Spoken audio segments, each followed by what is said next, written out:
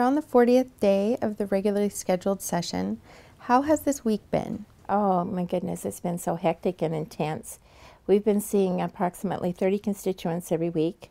I've had probably a couple thousand emails, and so I'm worried about constituents. I want them to understand that it's difficult to get back to all their emails, although I'm trying to respond to each one of them. With 5 committees that I sit on, it's going to take time.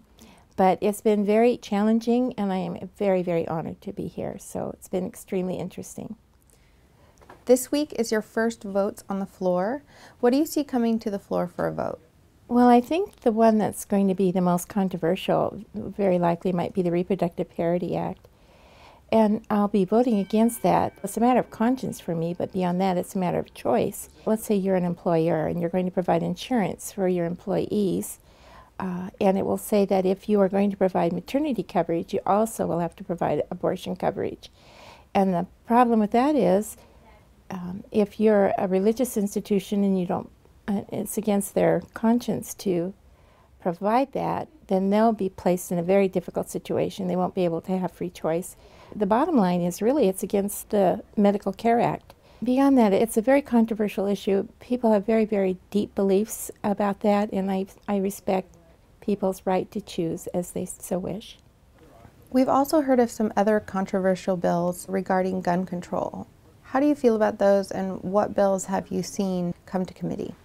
Well, you know, it's not an easy concept. In the Federal Way School District, you know, I represent Federal Way, Algona, Pacific, Milton, parts of Auburn, and parts of the city of Des Moines. Our school district superintendent has said no to guns in the schools. You know, as far as with the universal background check, a lot of people are interested in it because of guns in schools and whether they should or should not be in the schools. With doing a universal background check, the issue really is there going to be a list maintained of those people who have purchased a gun? And if there is a gun, they call it a gun registry. And if there is a gun registry, could it then be used perhaps to be published to say who does and does not have a gun? And the problem with that is if you don't have a gun and you're listed publicly, then you pretty much are inviting somebody to come in and rob your home. So that's one problem with the gun registry. A lot of people don't believe that government should have anything to do with a gun registry. I believe in the Second Amendment rights, and people have a right to choose as they wish to defend their home. You've heard a bill recently in committee that would benefit businesses regarding B&O taxes, House Bill 1693. Tell us about that. What I've been trying to do, and I've talked about this in my last video update, I'd like to create an innovation partnership zone. So there's a new House Bill 1693 that would allow for a break in tax for people who are going to work in an innovation partnership zone, perhaps in technology, perhaps with medical device. We have a medical device incubator in Federal Way. Perhaps with medical clusters. We have a wonderful hospital in Federal Way, St. Francis. Auburn has Auburn General. And medical people tend to cluster in the hospitals. And if you have an innovation zone, perhaps in those areas, that would create a think tank for new ideas. Those people could receive a tax break and would also receive a tax break if they went into manufacturing the idea.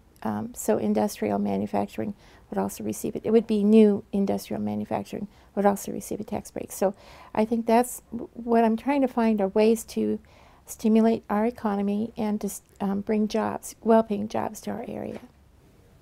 On Wednesday, a transportation package proposal was announced. As a member of the Transportation Committee, tell us what's included in that proposal and your thoughts. Well, we've been talking on the Transportation Committee for quite a while now about the mega projects that need to be completed in this entire area. The 4 mega projects, these are billion-dollar projects. The viaduct, the Seattle Tunnel, the completion of the 520 bridge, the Columbia River crossings, it's called CRC. It's the bridge from Vancouver to Portland. And then there's the I-90 tolling. And so what we're concerned about is the cost of all of these projects. The chair of the Transportation Committee did release a press announcement about her plan, and her plan is to institute a 10-cent gas tax over the next 5 years, 2 cents each year for 5 years, increase fees, and then also more tolls. those are all very, very controversial subjects. And my feeling is that in any budget, any city, any government agency should prioritize. As the revenue is available, they should choose those projects that are most critical and then complete those as the money is available. I don't want to tax our citizens any more than is necessary. We're already in a recession. I don't want it to go into a great recession. You know, I'm new to government in Olympia, but I'm not new to government as a whole. And in any government budget, you always prioritize. First, you figure out what your revenue is, and then you decide what are the most important things that need to be completed, and then you move forward from there.